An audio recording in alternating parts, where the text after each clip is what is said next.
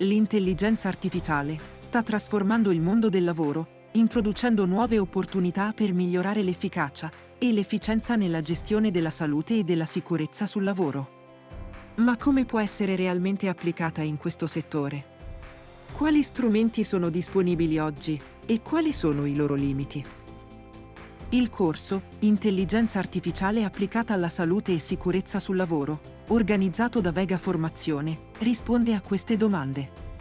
Servendosi di un approccio pratico, offre una panoramica sui sistemi di AI generativa, illustra le attuali e le future applicazioni in ambito di salute e sicurezza sul lavoro, evidenzia i vantaggi e i limiti, indica come supervisionare e correggere i risultati, e fornisce esempi concreti sull'uso di questa tecnologia nelle attività professionali.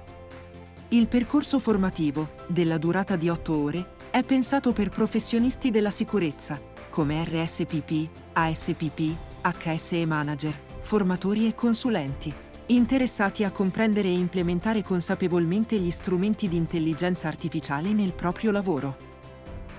Considerato l'utilizzo sempre più frequente di questa tecnologia in tutti gli ambiti professionali, l'Unione Europea ha introdotto l'AI Act, un atto normativo con il quale stabilisce che tutti i fornitori e gli utilizzatori di sistemi basati sull'intelligenza artificiale debbano ricevere una formazione adeguata.